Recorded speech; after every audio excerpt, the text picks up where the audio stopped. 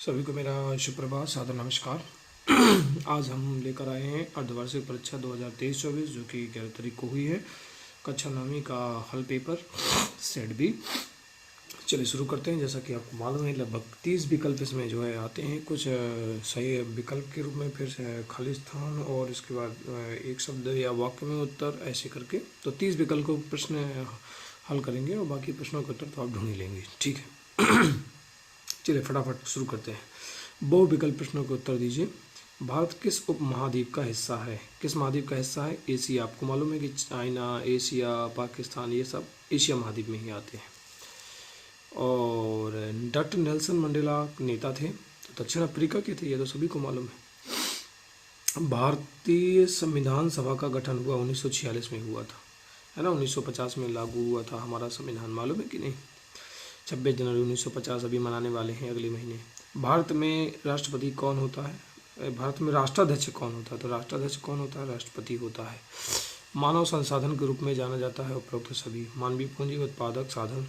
देखिए, जो कक्षा 10वीं के बच्चे प्राइवेट संस्थाओं में पढ़ रहे हैं उनके लिए भी बोर्ड का ही पेपर आएगा, ध्यान रखेंगे। तो आप लोग भी देख लेंगे, क्योंकि वार्षिक पेपर मेरे ख्याल से इसका ही करवाएंगे, नहीं तो 10th का तो आएगा ही। तो 10th में ये बात मुझे बतानी थी, खैर छोड़िए।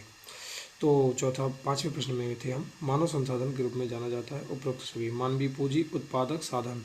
कोई भी कार्य शुरू करने से पहले हमें सब चीज़ों की आवश्यकता होती है। जैसे मान लो खेती करना है तो हमको एक मेहनती किसान की ज़रूरत होती है, ज़मीन की ज़रूरत होती है। इस तरह फैक्ट्री खोलना है तो वहाँ भी हमको मशीनों की, मानवों की, उत्पादक वाली चीज़ों की, तो ये सब उपरोक्त सभी होगा। विश्व के अधिकतर देशों में कौन सी शासन व्यवस्था कायम है? सभी में लोकतंत्र है, जब से हम आज़ाद हुए, ध्यान रखिएगा।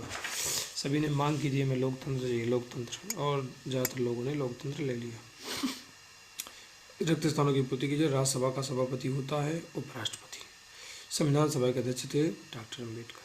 भारत के वर्तमान राष्ट्रपति हैं आदरणीय द्रौपदी मुर्मू हैं। पालमपुर गांव का मुख्य व्यवसाय कृषि।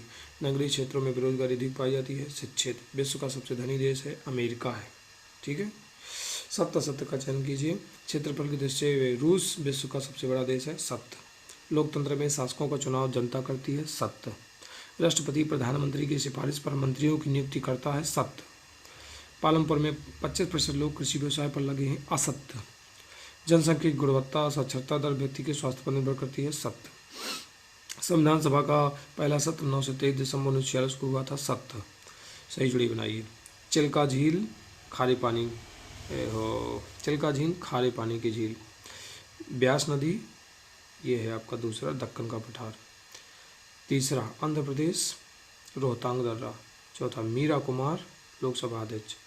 गैर कृषि क्रियाएं 5th नंबर डेयरी, लघु स्तरीय विनिर्माण। सबसे कम साक्षरता बिहार, जबकि बिहार के लोग हर जगह पाए जाते हैं, याद रखिएगा।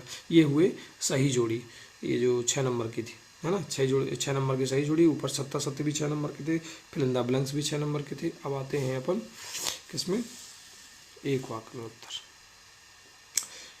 किस घाट की औसत ऊंचाई 900 से 1.600 मीटर है, अर्थात 1600 मीटर है? पश्चिमी घाट। जबकि पूर्वी घाट की 600 मीटर है, याद रखेंगे। भारतीय मरुस्थल महत्वपूर्ण नदी कौन सी है? लोनी। एल नीनो क्या है? यह समुद्री घटना जो वर्षा को कम करती है। कहते ना एल नीनो आ गया, एल नीनो आ गया। राजा के दैविक और निरंकुश अधिकारी के सिद्धांत का खंडन किसने किया था? जॉन लॉक ने। क्या लिखा है? ट्रीटाइजेस ऑफ गवर्नमेंट किसने लिखा था, है ना? तो जॉन लॉक ने लिखा था। जॉन लॉक बड़े फेमस पोएट और राइटर दोनों कह सकते हैं। निर्धनता से आशय है वह स्थिति जिसमें व्यक्ति की आय बहुत कम हो जाती है, वे अपनी आधारभूत आवश्यकताओं की पूर्ति नहीं कर सकते, वही तो निर्धनता कहलाती है। हो तो गए पूरे भैया। बाकी तो फिर आपके जो है प्रश्न एवं उत्तर हैं 1-1, 2-2 नंबर के, तो वो आप देख लेंगे। भारत का अंशांशी और देशांतरी विस्तार लिखिए। मैं बता दूं आपको, बहुत महत्वपूर्ण है, वार्षिक में भी आने की संभावना है, इसको याद कर लीजिए आप लोग, है ना। अपवाय तंत्र से क्या चाहिए, तो अथवा में आता ही है, तो देख लीजिएगा। पहला वाला तो ज़्यादा ही महत्वपूर्ण था। प्रायद्वीपीय भारत की 2 प्रमुख नदियों के नाम लिखिए। 2 नहीं 4 याद कर लीजिएगा। भारत की जलवायु पर जेड महीनों का प्रभाव समझाइए। मौसम जलवायु में क्या अंतर, ये हर बार रिपीट होता है। निजी संपत्ति के बारे में समाजवाद विचारधारा का अंतर बताइए, तो पूंजीवादी है, इस पे तो एक प्रश्न बनता ही बनता है। निरंकुश राजशाही शब्द के संदर्भ में क्या तात्पर्य था, रेडिकल से क्या तात्पर्य, निरंकुश वाला याद कर लीजिए। हिमालयी वनों की विशेषता लिखिए, ये भी बहुत महत्वपूर्ण है भैया। वन उत्पाद और हिमालय ये दोनों आते ही आते हैं। विपक्षी दलों की मुख्य विशेषता लिखिए, जनमत संग्रह किसे कहते हैं, तो जनमत संग्रह बड़ा महत्वपूर्ण है। न्यायालय के 4 काल लिखिए, ये भी तो न्यायालय के कंप्लीट कर लो या संसद का कर लो, ये तो आते ही आते हैं। न्यायालय चाहे कर लो चाहे संसद कर लो, दो में से एक जो आपको उचित लगे। आर्थिक और गैर आर्थिक क्रियाओं में अंतर लिखिए। भारत में सर्वाधिक गरीबी जनसंख्या वाले 3 राज्यों के नाम लिखिए। देखिए संपूर्ण सरल सा प्रश्न पूछ लिया तो इसको भी याद कर लीजिएगा, कहाँ गरीबी है कहाँ भी है। संसाधन के रूप में लोग किस प्रकार के उत्पादन की मात्रा को प्रभावित कर सकते हैं, मतदाता सूची क्या होती है लिखिए, इसको याद कर लीजिएगा। कोई प्रश्न यदि आपको याद करने में कठिन लगते हैं तो बाद में हमें मैसेज कीजिएगा इसी में, तो हम बताएंगे, आपकी मदद कर सकेंगे। यदि भारत को उपमहाद्वीप की संज्ञा क्यों दी जाती थी, 3 बिंदुओं को स्पष्ट कीजिए। हिंद महासागर भारत की केंद्रीय स्थिति होने के कोई 3 लाभ लिखिए। वनों से होने वाले प्रत्यक्ष लाभ लिखिए। वैज्ञानिक वानिकी नई योजना के अंतर्गत क्या कदम उठाए गए। आर्थिक गतिविधियों को विभिन्न क्षेत्र में कैसे वर्गीकृत किया गया, प्रत्येक क्षेत्र का उदाहरण दीजिए। मानव संसाधन, भूमि और भौतिक पूंजी जैसे संसाधनों में कैसे भिन्न है, समझाइए। दीर्घ उत्तरीय प्रश्नों को उत्तर दीजिए। प्रत्येक प्रश्न 4 अंक निर्धारित है।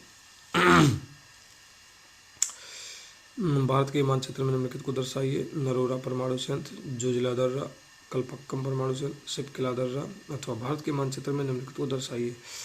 रणथंभौर, सरिस्क, गिर नेशनल पार्क, काजीरंगा। नासीवाद का प्रचार यहूदियों के विरुद्ध घृणा उत्पन्न कराने में किस प्रकार प्रभावी सिद्ध हुआ। अथवा हिटलर का उदय कब और कैसे हुआ। लोकतंत्र में चुनाव की जरूरत क्यों है लिखिए। अथवा आचार संहिता क्या है, समझाकर लिखिए।